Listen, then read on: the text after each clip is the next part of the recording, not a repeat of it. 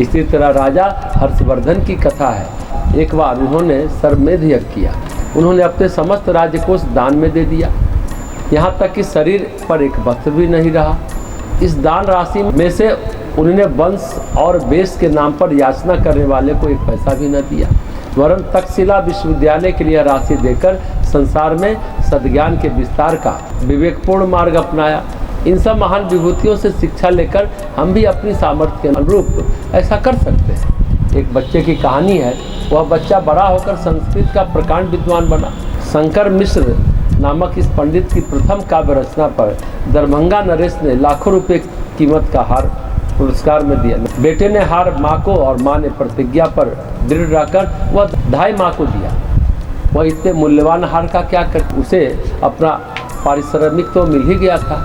सो उस धन को उसने जनहित के लिए जल कष्ट निवारणार्थ एक तालाब बनवा दिया, जो आज भी दाई के तालाब के नाम से दरभंगा में पुकारा जाता है। जितना बन सके, जितना भी संभव हो सके, ये दान कर्म जरूर करना चाहिए। नित्य दान करना चाहिए, नैमित्तिक दान करना चाहिए। जैसा कहा गया, अमावस्या आदि तिथि में अन्न देना, ब्राह्मणों को ग्रहों आदि का दान नैमित्तिक दान होता है, उसे करते रहना चाहिए। गाँव में कहावत है, दान में दान दीन 3 लोग जीत ले।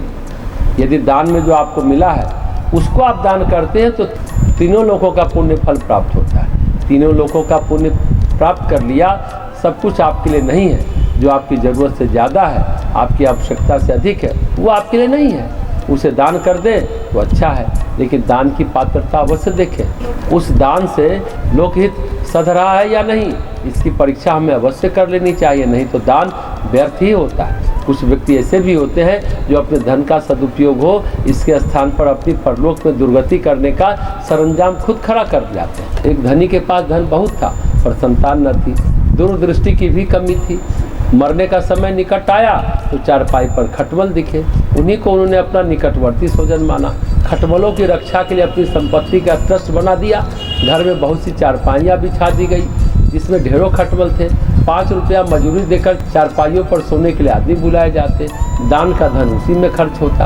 आज के दानी निठल्ले खटमलों के लिए सदाव्रत लगाते, कुटिया बनाते हैं। यह नहीं सोचते कि जो इन सुविधाओं का उपयोग करते हैं उनसे उनका या समाज का क्या हित होता है। इससे तो आलस्य और दुर्गुण ही फैलते हैं। वास्तव में दान पुण्य अर्जित करने का शुभ अवसर है। संसार में ऐसे बहुत से कार्य हैं जिसमें दान देकर मनुष्य पुण्य कमा सकता है। जैसे बहुत सारे विद्यार्थी हैं जो किताबें नहीं ला सकते हैं, फीस नहीं भर सकते हैं। हम उन विद्यार्थियों के लिए किताबें और फीस जुटा सकते हैं। स्कूल में पता लगा सकते हैं कौन फीस भरने में अक्षम है, किसको फीस देने में कठिनाई है।